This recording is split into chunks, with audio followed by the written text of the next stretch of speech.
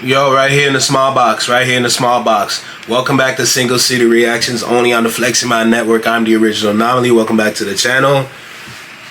Motown era is done, bro. Motown era is done. I don't care who's trying to bring it back. It will never be the same ever again. Quincy Jones is gone. R.I.P. to the GOAT. R.I.P. to the man that created everything in music that has paved the way for all these artists to come up as them great selves. This one hurt a little bit because of how much I enjoyed hearing that Motown sound from back in the day. There would be no Thriller album if it wasn't for Quincy Jones. You know what I'm saying?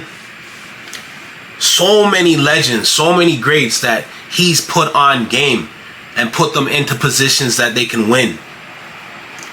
And he's gone. 91. R.I.P.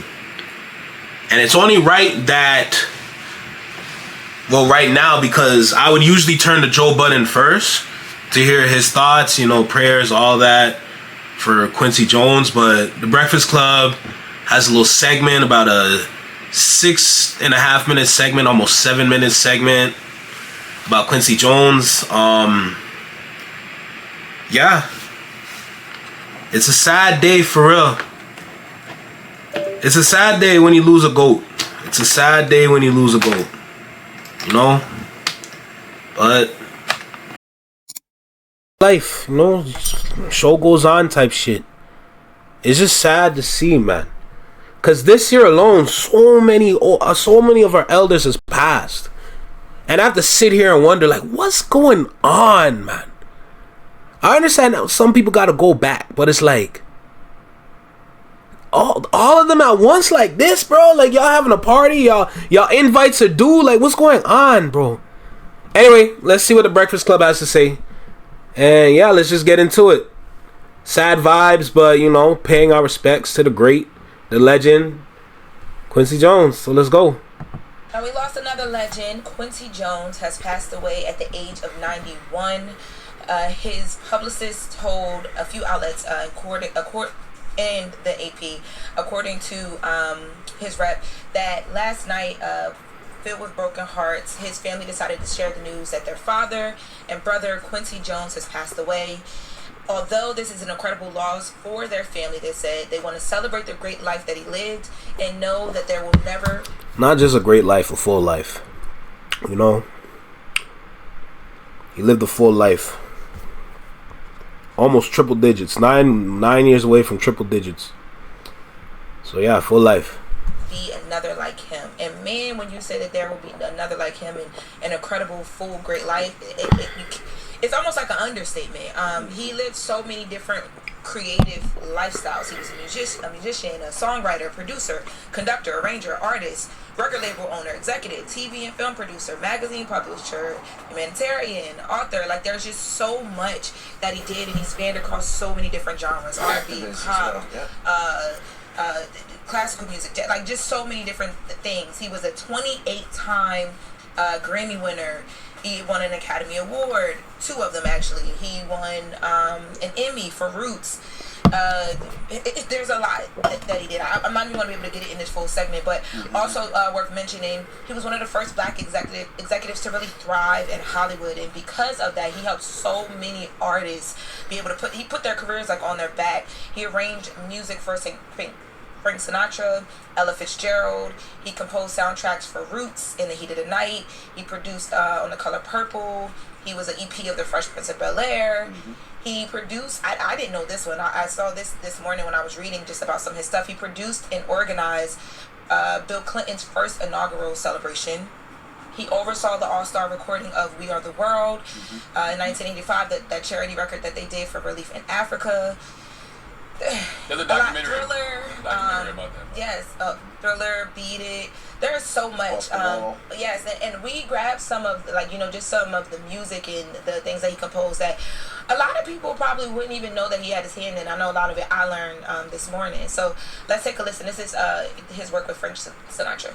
Fly me to the moon, let me play among the stars, and let me see what spring is like on Jupiter and Mars. Dropping includes bombs, right? Yeah. That's why you should watch this documentary on Netflix, Quincy. It came out, I think, about 5-6 years ago.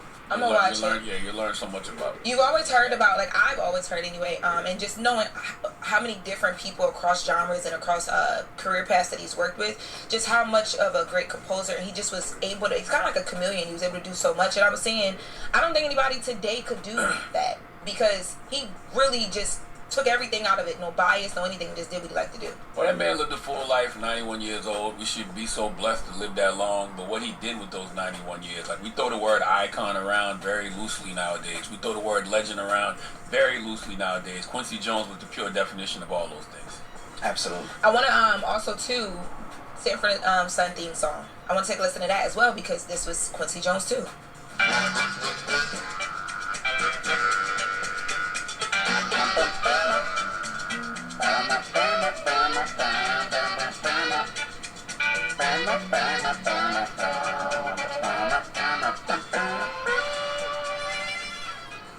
And Doc, Charlotte, you watched the doc, right? Mm-hmm. Did he talk about, like, when a lot of these different, earlier in his career, when a lot of these different opportunities would come his way, how he knew which ones to say yes to?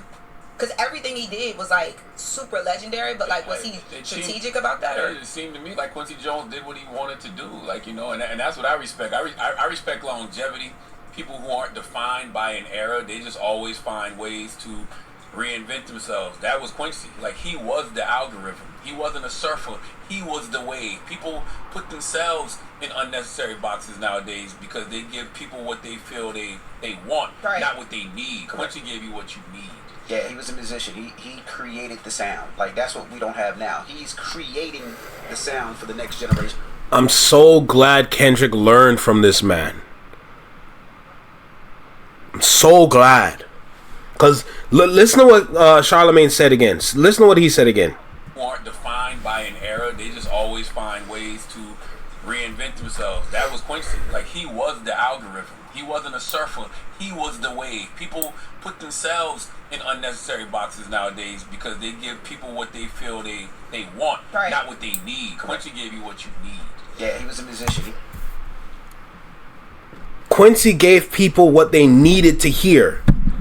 The same way how Kendrick had that sit down with him, I believe, on GQ. Kendrick is giving the people what they need to hear, not what they want to hear. But we live in a generation where people want to hear bullshit, but when it comes time to when it comes time for them to listen to something they need to hear, not necessarily on some civil rights type shit, but like a sound that should go viral. No one's listening to it no more. And everything that we want to hear goes viral. That's why we're so receptive to bullshit. You know, like, and we just lost one of the greats that pioneered that. He created the sound. Like, that's what we don't have now. He's creating the sound for the next generation when he did Michael and when he did all the things that he did, which is amazing. He was so ahead of his time. Well, one last, music listen that I want us to listen to. Austin Powers, the theme song for Austin Powers. I didn't know he did this one either.